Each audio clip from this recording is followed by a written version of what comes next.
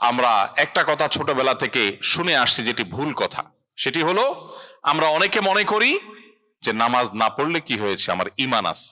আমরা অনেক গর্ব করে বলি নামাজ না পড়লে কি হয়েছে, ঈমান আছে। নাম হলো আতর আলী, গায়ের থেকে দুর্গন্ধ। এটা যেমন নাম মুসলমান, নামাজ পড়ে না, এটাও সেরকম।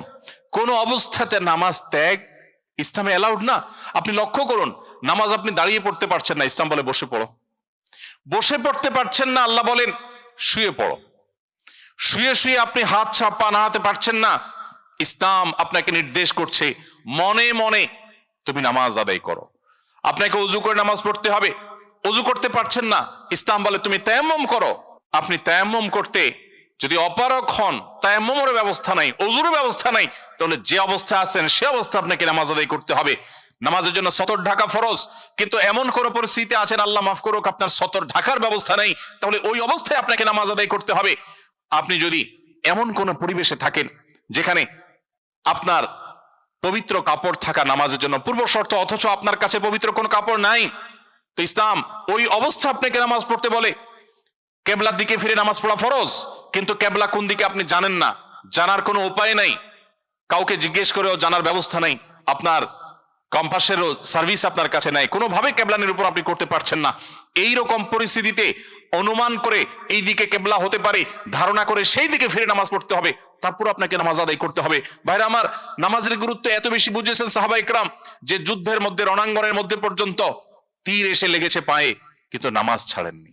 ওমর রাদিয়াল্লাহু তাআলা আনহু খলিফাতুল মুসলিমিন, তিনি বলেছেন লা হাজ্জা ফিল ইসলাম লিমান তারাকা সালাহ, যে ব্যক্তি নামাজ ছেড়ে দেয়, যে ব্যক্তি নামাজ পড়ে না, এর ইসলামে কোনো অংশ নাই, সে নিজেকে মুসলিম দাবি করবার কোনো অধিকার নেই। এই জন্য ভাইরা আমার, আপনি অন্য অনেক কিছুতে ছাড় পাবেন, রোজা রাখতে পারছেন না, আল্লাহ রাব্বুল আলামিন কোরআনে কারীমে বলেছেন ওয়া আলাল্লাযীনা ইউতীকুনাহু ফিদিয়াতু তুআমু মিসকিন। কিছু মানুষ রমজানে এমন অবস্থা আছেন যে এখন রোজা রাখতে পারছেন না, তাদেরকে আল্লাহ বলেছেন ফামান কানা মিনকুম মারিদান আও আলা সাফারিন ফাইদ্দাতুম মিন আইয়ামিন উখার।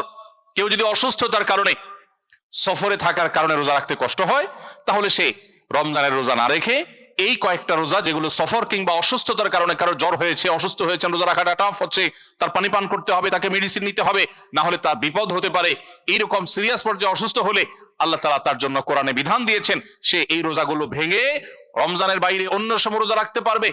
আর যদি কারো রোজা রাখার ক্ষমতা একেবারে শেষ হয়ে যায়, ওয়া আলাল্লাযীনা ইউতীকুনাহু ফিদিয়াতু তুআমু মিসকিন, কারো রোজা রাখার একেবারে ক্ষমতা নেই, তিনি অসুস্থ হয়ে পড়েছেন বা বার্ধক্যজনিত কষ্টে তিনি বয়সের শেষ প্রান্তে এসেছেন, রোজা রাখতে পারেন না, আর এই ব্যক্তির জন্য রোজার বিকল্প হিসাবে খাদ্য বিতরণ করতে বলা হয়েছে। মিসকিনকে, একজন মিসকিনকে একদিনের খাবার দিয়ে দিলে একটা রোজার বিকল্প হয়ে যায়।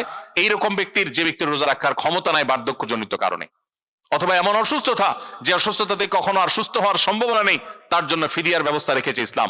কিন্তু নামাজের ব্যাপারে ইসলাম কোনো বিকল্প দেয় নাই। ভাইরা আমার, নামাজ এমন একটা ইবাদত যে এটার কোনো বিকল্প না, যে ঠিক আছে নামাজ পড়তে পারো না, তুমি সাদেকা দিয়ে দাও, এটা হয়ে যাবে, এরকম কোনো বিধান কোরআনে দিছে নাই।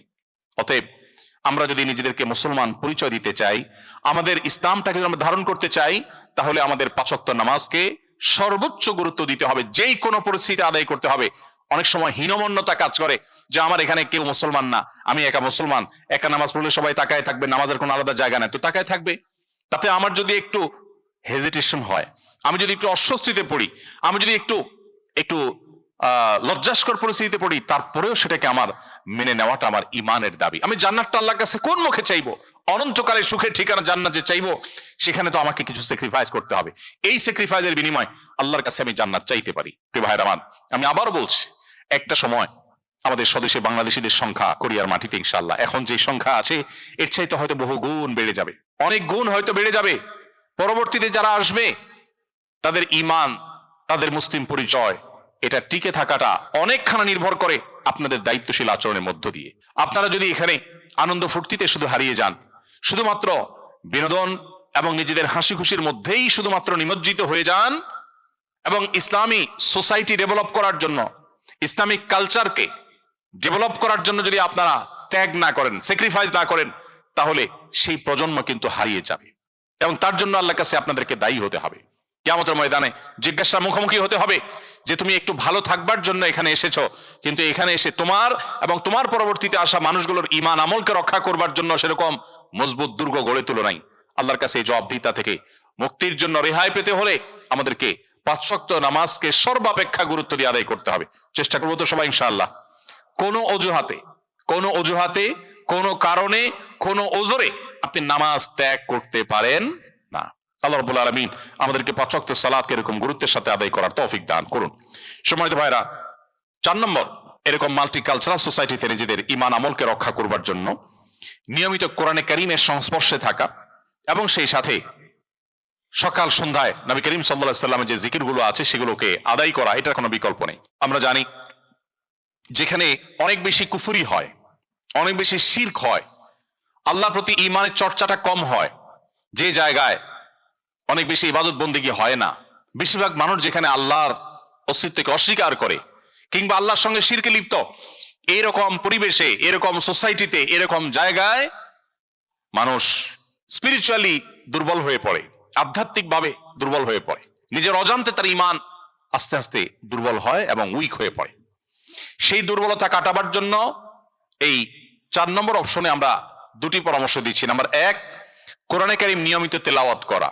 নাম্বার 2, সকাল সন্ধ্যায় নবী করিম সাল্লাল্লাহু আলাইহি ওয়াসাল্লামের বাতানো জিকিরগুলো আদায় করা। এতে যেটা হবে, শয়তান আপনাকে, যেখানে অনেক বেশি হয়তো শয়তানের জন্য অনুকূল পরিবেশ, শয়তান মানুষকে বিভ্রান্ত করতে পারে, প্ররোচিত করতে পারে, আপনাকে শয়তান ক্ষতিগ্রস্ত করতে পারবে, আপনি সেফ থাকবেন। কোরআন হলো রক্ষা কবচ। অতএব আমরা রক্ষার জন্য তাবিজ বাঁধি, আমরা কোরআন তেলাওয়াত করি না। দুর্ভাগ্য আমাদের নবী করিম সাল্লাল্লাহু আলাইহি ওয়াসাল্লাম শিখিয়েছেন সূরা ইখলাস, সূরা ফালাক, সূরা নাস, কুল হুয়াল্লাহ, কুল আউযু বিরাব্বিল ফালাক, কুল আউযু বিরাব্বিন নাস, এই 3 সূরা যদি আপনি 3 বার করে সকালে, 3 বার করে সন্ধ্যায় তেলাওয়াত করেন, তাহলে ইনশাআল্লাহ বিইذنিল্লাহ সকালে তেলাওয়াত করলে সারা দিনের জন্য, সন্ধ্যা তেলাওয়াত করলে সারা রাতের জন্য আপনি সেফ হয়ে যাবেন, নিরাপদ হয়ে যাবেন। আল্লাহ তাআলা আপনাকে হেফাজত করবেন। অতএব ভাইরা আমার, কোরআনে কারীমের তেলাওয়াত আমাদের বাড়াতে হবে। আমাদের স্মার্টফোনের আসক্তি, আমাদের মোবাইলের অতিরিক্ত ব্যবহার, ফেসবুক, ইউটিউব সহ সোশ্যাল মিডিয়াতে অতিরিক্ত হাবুডুবু খাওয়া, নিয়ন্ত্রণহীন ব্যবহার হওয়ার কারণে আমরা অনেকে কোরআন থেকে দূরে সরে গেছি। কোরআনে কারীম কিন্তু কিয়ামতের ময়দানে আল্লাহর কাছে ফরিয়াদ করবে। রাসূল আকরাম সাল্লাল্লাহু আলাইহি ওয়াসাল্লাম আল্লাহর কাছে বিচার দিবেন। ওয়াকাল রাসূল ইয়া রাব্বি ইন্না কওমি ইত্তাখাযু হাযাল কুরআনা মাহজুরা। কিয়ামতের দিন রাসূল বলবেন, হে আল্লাহ, হে আমার রব, আমার এই জাতি, এই মুসলিম নামধারী মানুষগুলো, তারা কোরআনকে পরিত্যাগ করেছে, কোরআনকে পরিহার করেছে। অনেকে আছেন এখানে শেষ কবে কোরআনটা হাতে নিয়ে একটু তেলাওয়াত করেছেন বলতে পারবেন না। অনেকে এখানে আছেন শেষ কবে একটু আল্লাহর কালামটা সুন্দর করে মোহাব্বতের সাথে আদায় করেছেন, তেলাওয়াত করেছেন, আপনি জানেন না। আপনার মা অনেক কষ্ট করে কোরআন শিখিয়েছেন, বাবা শিখিয়েছেন, বক্তব্য শিখিয়েছেন, আপনি আল্লাহর কালামকে ভুলে গেছেন। আপনি সোশ্যাল মিডিয়াতে, ফেসবুকে ঘন্টা সময় দিচ্ছেন, যেখান থেকে আপনার 2 পয়সার কোনো দুনিয়ার লাভ আসে না, আখিরাতের লাভ তো আসার প্রশ্নই ওঠে না। সেখানে আপনি ঘন্টায় ঘন্টা আপনি ব্যয় করছেন, অথচ কোরআনকে আপনি ভুলে গেছেন। প্রিয় ভাইরা আমার, এখানে প্রবাসেও আপনারা মসজিদে অথবা যেখানে কয়েকজন ভাইরা থাকেন, কয়েকজন মিলে আপনারা গ্রুপ করে কোরআন শেখার আয়োজন করতে পারেন। আগে থেকে কোরআন জানা আছে, তাহলে সেই কোরআনটা তেলাওয়াত করার অভ্যাস গড়ে তুলতে পারেন। কোরআন আমাদেরকে হেফাজত করবে আল্লাহ তাআলার ইচ্ছায়, আল্লাহ তাআলার অনুগ্রহে। নবী করিম সাল্লাল্লাহু আলাইহি ওয়াসাল্লাম বলেছেন, ইন্নাল্লাহা ইয়ারফাউ বিহাযাল কিতাবি আকওয়ামা ওয়া ইয়াদাউ বিহি আখারিন।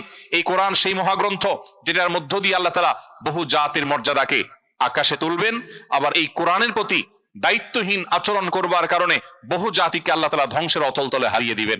আজকে মুসলিম বিশ্বের যে দুরবস্থা, পৃথিবীর চতুর্পাশে তাকালে দেখি আমরা উম্মার আর্তনাদ শোনা যায়, উম্মার জুলুম এবং নির্যাতনে নিষ্পেষিত হওয়ার আওয়াজ আমরা শুনতে পাই। উম্মা নানা দিক থেকে পিছিয়ে পড়েছে। উম্মার এই দুরবস্থার অন্যতম প্রধান কারণ হলো আজ মুসলিম উম্মা, মুসলিম মিল্লাত কোরআনকে পরিহার করেছে।